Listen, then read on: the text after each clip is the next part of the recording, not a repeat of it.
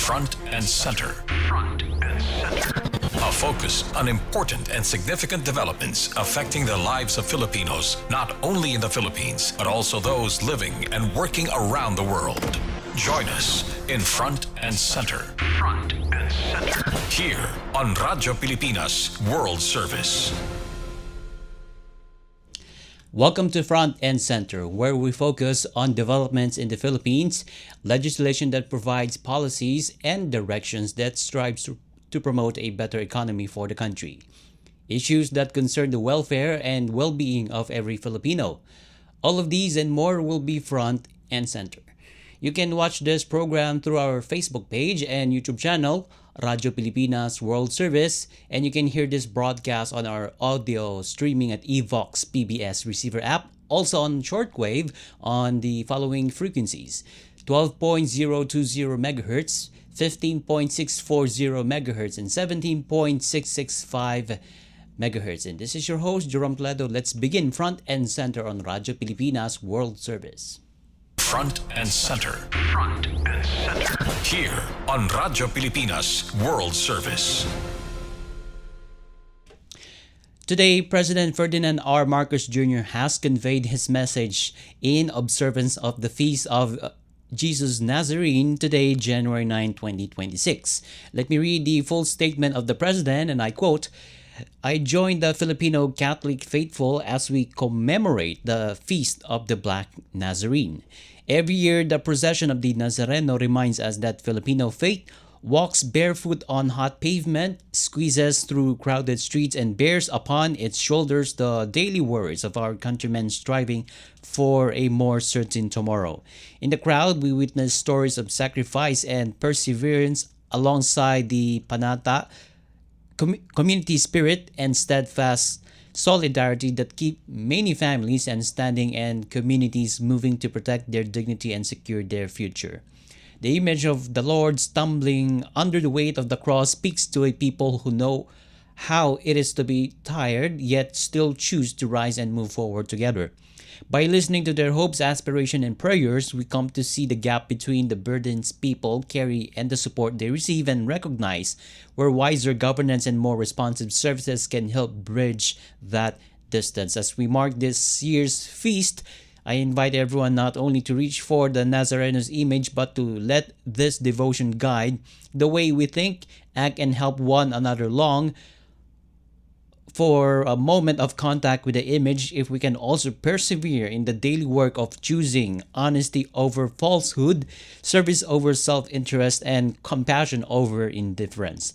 May this celebration deepen our shared vow to carry one another's burden, share opportunity for more fairly, and keep hope alive in the everyday choices that we make, build a more humane and faithful Bagong Pilipinas or New Philippines. I wish everyone a safe, solemn, and meaningful observance." End of quote. And that's the full statement of the President regarding the observance of the Feast of Jesus Nazarene today, January 9. Meanwhile, organizers of the annual Feast of Jesus Nazareno have modified the carriage that will be used for the grand procession of the religious image from the Carino Grandstand in Luneta Park to the Minor Basilica and National Shrine of Jesus Nazareno in Quiapo this year. Alex Irasga, the Nazareno 2026 advisor, said the modifications include more wheels for the carriage, extra set of ropes, and the image cross. He added that several changes had been made to the carriage design to discourage devotees to climb it. Instead of being fully closed, the image glass enclosure has several multiple holes. Likewise, they also prepared an extra set of ropes for this year's procession, measuring 30 meters to address the perennial problem of the ropes being caught in the middle of the procession. On the routes, Mr. Irasga said Katigbag Drive, fronting the Manila Hotel, and Padre Burger Street will be closed to devotees this year alone during the procession in order to ensure smoother passage of the carriage, or locally known as Andas, from the Carino Grandstand. After the dawn prayer at the Carino Grandstand, the annual translation will commence. The procession route has started at the Quirino Grandstand, which was started around 4 a.m. and will end upon its return to the Basilica Minore later in the day. And organizers hope for a minimal injuries and less accidents and early end of the procession.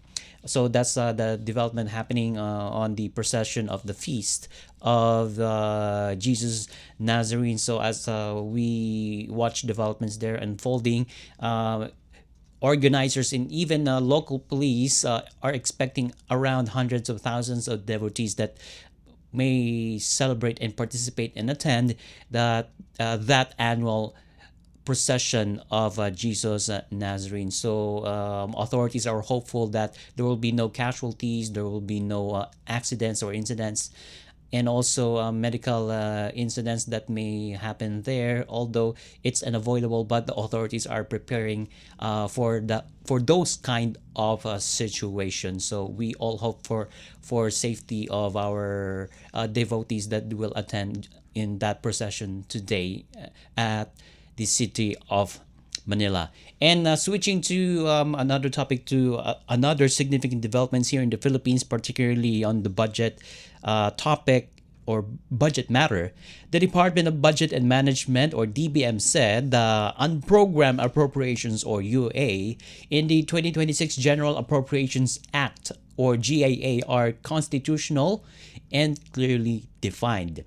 The statement of Budget and Management's Department came after Caloocan 2nd District Representative Edgar Erice and Party List Representative Laila de Lima filed a petition before the Supreme Court seeking to declare the inclusion of the UA in the 2026 national budget as unconstitutional.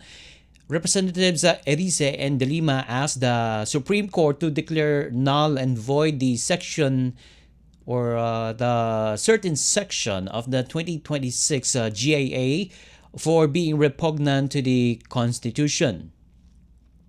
They also requested, those congressmen, the issuance of a temporary restraining order, writ of preliminary injunction, and other injunctive remedies to halt the implementation, release, obligation, or expenditure of the UA or unprogrammed appropriations fund, citing the alleged clear constitutional violations, the imminent and irreparable injury, and the absence of any other adequate remedy.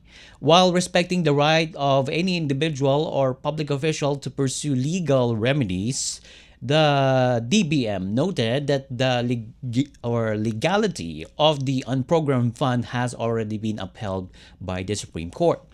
The DBM cited the Bellica versus Executive Secretary ruling on October 8, 2019, which states that categorically ruled that the appropriation for the unprogrammed fund is unconstitutional. The DBM said it remains committed to upholding the Constitution and ensuring the prudent public spending and implementing the national budget with transparency, integrity, and accountability. So that's what all they aim for at the DBM, to implement the national budget with transparency, integrity, and accountability. That's all they hope for. And they further explained that the UA, as supported by the SC, function as a standby appropriation source only from excess or windfall revenues and released strictly upon meeting clearly defined fiscal conditions and validation requirements. So this one, it will need a lot of oversight regarding the of how this budget will be spent for this year. So, and also there's a move to create an oversight committee that will supervise of how our budget for this year is being spent here. And also the DBM also noted the substantial reduction of UA in the 2026 GAA to 150.9 billion pesos, down from 363.4 billion pesos in 2025, stressing that it is well below recorded during the pandemic years. The highest unprogrammed appropriations was logged in 2023 at 807.2 billion pesos compared to 251.6 billion pesos in 2022 before being reduced to 731.4 billion pesos in 2024. Citing President Ferdinand Marcos Jr.'s recent statement regarding that issue, the DBM said the or unprogrammed appropriations are subject to strict controls to prevent misuse or discretionary spending. And also, since we are talking about the proposal to create an oversight committee for how our budget is being utilized or is being used for this year, Senator Erwin Tulfo called for the conduct of actual or field verification projects to ensure proper use of public funds. And at the same time, Senator Tulfo created the creation or he backed the creation of a joint congressional oversight committee on public expenditures and defended the higher allocation for social protection programs under the 2026 national budget, citing the need for tighter monitoring and stronger disaster preparedness. Senator Tulfo said on-ground inspections are crucial for big-ticket projects, including infrastructure and irrigation, as agencies have entered the implementation phase of the following enactment of the General Appropriations Act. Meanwhile, he defended the increased funding for social programs such as assistance to individuals in crisis situation or AICS, and the medical assistance to indigent and financially incapacitated patients or MAIFIF as they call it, saying past calamities showed how quickly aid funds can be exhausted. And the MAIFIF expansion has given indigent patients access to private hospitals when public facilities are already full. So Senator Tulfo, meaning to say, is supporting for complete oversight of our budget of how it's being used now. The controversy regarding the way our lawmakers and the agencies are using and utilizing the funds that they have for this year. So, and also in the past years. So this one is a very good development that, and at the same time, some congressmen like Senator Erwin Tulfo is supporting the creation of this oversight committee on public expenditures to monitor of how our budget is being used by government agencies and some departments in the executive branch here. And also if you are closely monitoring developments yesterday, President Ferdinand Marcos Jr. ordered the Philippine Health Insurance Corporation or PhilHealth to implement a general amnesty on interest and penalties incurred for unpaid contributions of employers, business owners, and self-employed members, including a one-time waiver of interest and penalties for 2026. In a message or video message rather released on social media, President Marcos said the move aims to ease the financial burden on Filipinos and help them settle long-standing contribution backlogs without additional charges. The president also acknowledged that regular PhilHealth payments weigh heavily on many Filipinos, especially those paying by a monthly basis. President Marcos said PhilHealth has been directed to offer a one-time waiver of interest on unpaid contributions for this year, 2026, allowing members to settle arrears without penalties. And under President's directive, employers will be given 1 year to pay all missed contributions incurred from July 2013. So that's way more than 10 years back to December 2024. President Marcos said the amnesty is expected to benefit around 300,000 PhilHealth members. So that's a large number of PhilHealth members that will be benefiting from this general amnesty regarding the backlogs on contributions on PhilHealth on our state health insurer, and that will cover July 2013 that's a 9-year gap on that contribution backlog. So that's a good news. And the president urging employers to update their records and ensure all workers are properly registered under PhilHealth's Yaman ng Kalusugan or YAKAP program, which aims to expand coverage and improve access to healthcare services. So, meaning so this Yaman ng Kalusugan or YAKAP program is a basic medical checkup. And President Marcos said the initiative is part of the administration's broader effort to reduce healthcare costs and help Filipinos cope with rising economic pressures. So, and also at the same time, this one will support the Universal Healthcare Act, which is now in effect. So this one will help PhilHealth members to access or to catch up with their contributions and be able to utilize their PhilHealth contributions more. And also in a statement on Thursday, PhilHealth said the waiver covers interest charges only and does not include unpaid premium contributions. Employers who settled earlier within the prescribed period may qualify for bigger interest reductions, including partial or full waiver, and that depends on the approved payment terms. And that's will be coming from the PhilHealth that kind of a decision. And the state insurers said the guidelines for the employed sector will be released soon, while the detailed implementing rules and regulation or rather for the self-employed sector are still being finalized and will be issued separately to ensure orderly implementation.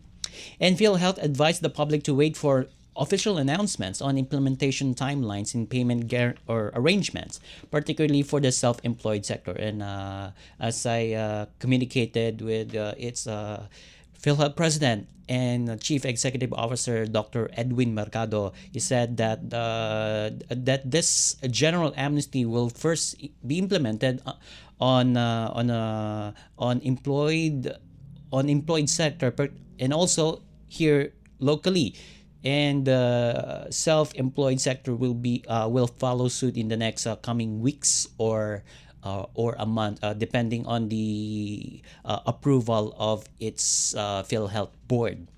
And as part of program safeguards, employers availing of the one-time waiver are required to register their employees. That's a condition if they're going to avail this general amnesty. Again, as part of the program safeguards, employers availing of the one-time waiver are required to register their employees under the Yaman ng Kalusugan program or YAKAP and ensure the completion of the first patient encounter in line with PhilHealth policies. And this requirement aims to strengthen access to primary care services for workers and their families. And PhilHealth said the move reflects the administration's commitment to fairness, economic recovery, and sustained access to healthcare while ensuring continued delivery of benefits to members and their dependents. And for accurate information and updates, PhilHealth urged the public, or PhilHealth members rather, to rely only on its verified communication channels for more information. So we will have to find out for some rules and guidelines for self-employed sector as they are paying their contributions to health individually. So, but in the meantime, employed sector will be first benefiting on this general amnesty released by the PhilHealth through its board of directors and as announced by President Ferdinand R. Marcos Jr. Okay, so we will have a short break here in the program Front and Center on Radyo Pilipinas World Service. We'll be right back. Front Pilipinas, and Center. handa ka na ba? Ang ating million-peso question. Kapag may pumutok na bulkan malapit sa inyong lugar at sinabayan pa ng malakas na ulan, ano ang kailangan mong iwasan? Letter A, ex mong hindi ka naman pinahalagahan?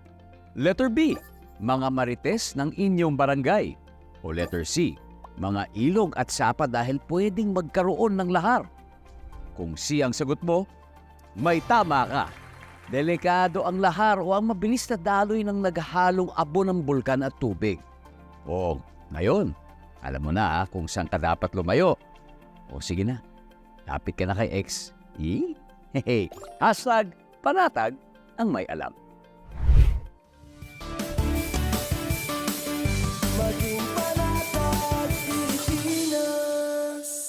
Mabilis ang trivia, dagdag talino. Heto na ang Dagling Kaalaman. Madalas ka bang magpuyat at kulang sa tulog?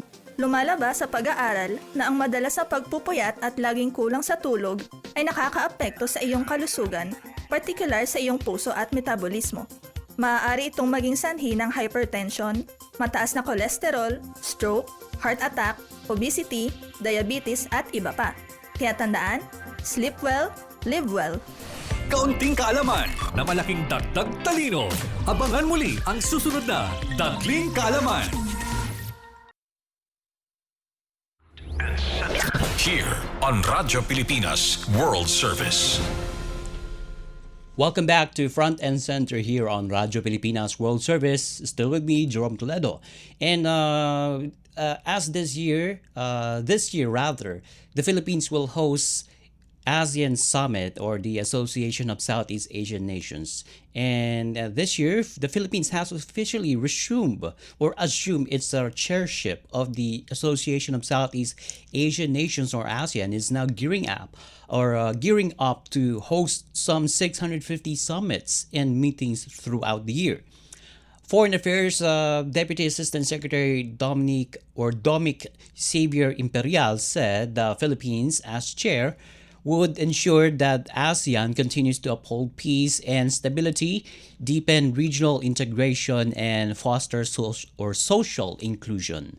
The 48th ASEAN Leader Summit and related summits will be held in Cebu Province on May 8th to 9, and will be followed by the 49th ASEAN Summit and related summits on November 10 to 12, to be held at the newly renovated Philippine International Convention Center, or PICC, in Pasay City. So the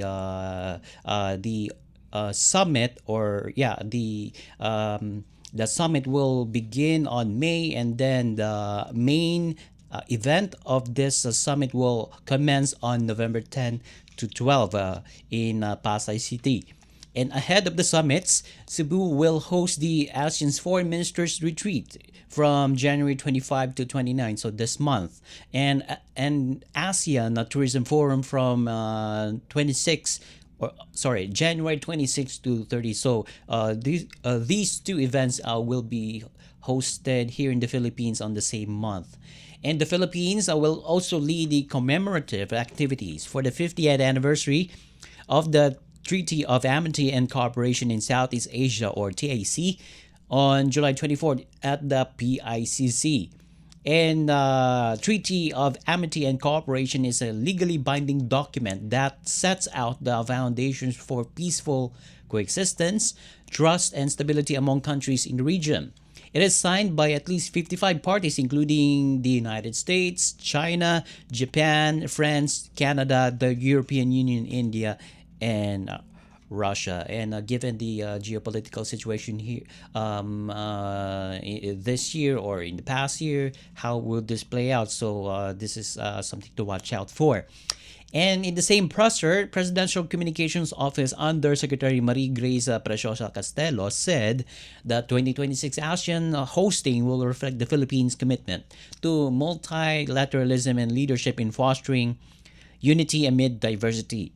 In ASEAN National Organizing Council, Director General Maria Helen de la Vega said Manila will utilize its budget responsibly while advancing the three key priorities for the region: peace and security, prosperity, and people empowerment. So this one, as we assume the chairship of the ASEAN Summit, so there's a budget allocated for this one. So it's a good thing that there's a budget allocated here, so that we can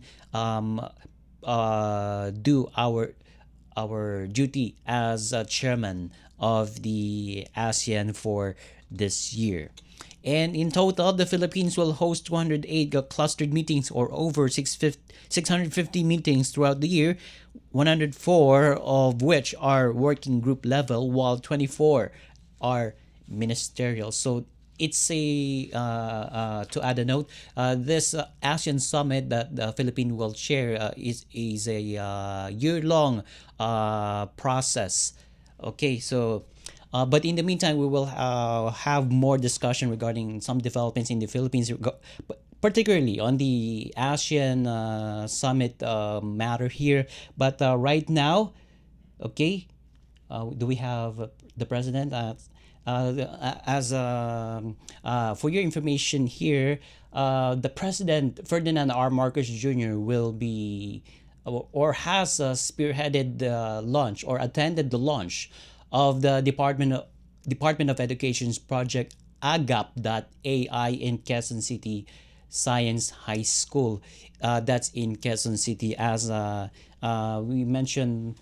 As we mentioned here, the AGAP AI. So it's a project of the education department. So that mainly focuses on education of our children, and at the same time, so there's a keyword there, AI, or intelligent or artificial intelligence. So this project is a educational program or project that will involve the use of artificial intelligence for so that it can benefit the education sector. So, and in turn will make our children or students or young students more knowledgeable on some things in the world that we live in. So we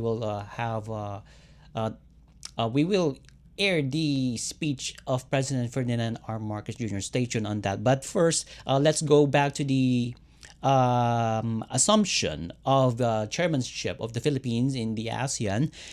As the ASEAN NOC, or the National Organizing Committee, said that tight security will be in place for all ASEAN meetings, especially the Leaders Summit in May and November. And as of Thursday, January 8th, there is still no official information on the attendance of U.S. or United States, Russia, and China leaders in the two summits. So those attendances from the Chinese, the American, and Russian leader are anticipated in this summits that will take place in May and in November. Meanwhile, Myanmar's participation will stay the same as in previous high-level ASEAN meetings, where representation is limited to non-political representatives. Meanwhile, the Philippine National Police, or PNP, said security measures are now being finalized for the ASEAN-related events in Cebu this month. The ASEAN Tourism Ministers meeting and the Foreign Ministers meeting are scheduled to take place in the last week of January in Cebu. And in a statement, acting Police Chief Lieutenant General Jose Melencio Nartates Jr. said, while there is already a deployment for the Sinulog Festival, which will happen this month, he has also directed Cebu Police to ensure a sufficient number of personnel for the ASEAN events. And Nartates, or Lieutenant General Nartates, guarantees the security of all delegates, including foreign dignitaries attending the events, even as he noted that no security threats have been monitored in relation to the event. So security forces are all geared up for this summit. All of the government agencies involved, primarily the Foreign Affairs Department, the Executive Department, are all ready for this ASEAN summit that will take place this year, particularly in May, July, and in November. And meanwhile, let's switch back here since we are talking about the foreign related matters here. President Ferdinand Marcos Jr. is set to travel to the United Arab Emirates, or UAE, on Monday for a working visit focused on sustainability and economic cooperation. That's what Malacanang said on Thursday. So this is the first overseas trip of Philippine President Ferdinand R. Marcos Jr. for this year, and he choose the United Arab Emirates as its first country of destination. And also, Palace Press Officer Undersecretary Claire Castro said President Marcos would attend the Abu Dhabi Sustainability Week, a global platform that brings together world leaders to discuss solutions to pressing environmental and development challenges. Undersecretary Castro said the visit is at the invitation of UAE President Sheikh Mohammed bin Zayed Al Nahyan. During the Sustainability Week, President Marcos will join other heads of state and government in discussion on global concerns including energy transition, water security, finance, food systems, and environmental protection. Aside from multilateral engagement, President Marcos is also expected to witness the signing of two major agreements between the Philippines and the UAE.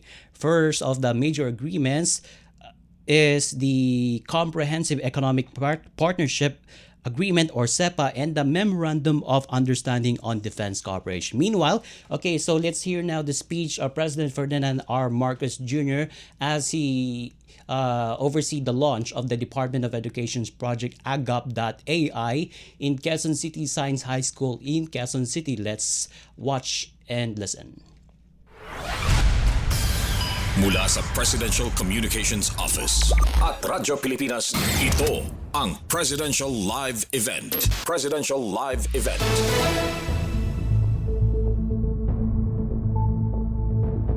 ASEAN Foundation Executive Director PT Sri Sangam and our partners and stakeholders in Project Agapay. Fellow workers in government, ladies and gentlemen, good morning. As we hit the ground running in 2026, once again, we start a new era in our educational system and in the way that we train our young people. Today, we officially launched the project Accelerating Governance and Adaptive Pedagogy through Artificial Intelligence, or Project Agapay. In our language, Agapay means to support or to bridge. This is what we're trying to do today, standing next to our people and bridging the gap between technology and education. Guided by the ASEAN Vision 2045 and made possible through the partnership of the DepEd and the ASEAN Foundation, this initiative reflects our belief that education must evolve in tandem with the changes in our world. We all know that AI is shaping the way that we communicate and the way that we solve everyday problems. Our responsibility now is to ensure that our students use AI confidently and ethically, enabling them to stay ahead in this learning journey that they are going through. And this is why DepEd is developing the foundational guidelines on AI in basic education. These will serve as our first national framework for using AI in schools that is ethical and responsible. Developed through consultation with students, parents, teachers, AI experts, and education partners, these guidelines will ensure that our framework is inclusive and comprehensive. We also recognize that AI is for the entire community, including our teachers and, of course, our parents as well. With the support of the ASEAN Foundation and Google.org, DepEd will roll out a national AI skills training program that will reach up to 1.5 million Filipinos, including learners, teachers, and parents. This means that students will learn how AI works, teachers can learn how to integrate AI into their lessons, and parents can guide their children in using AI safely and wisely at home.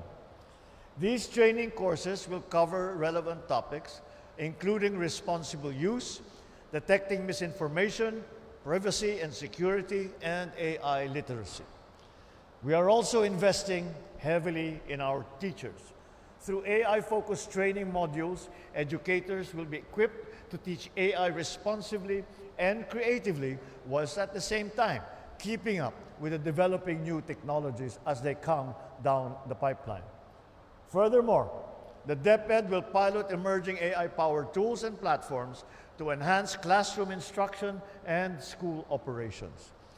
These tools will help our education system make smarter decisions while upholding fairness and data privacy. All of these initiatives will ensure that AI in education prepares our institutions to keep pace with technology and that every Filipino benefits from those new technologies.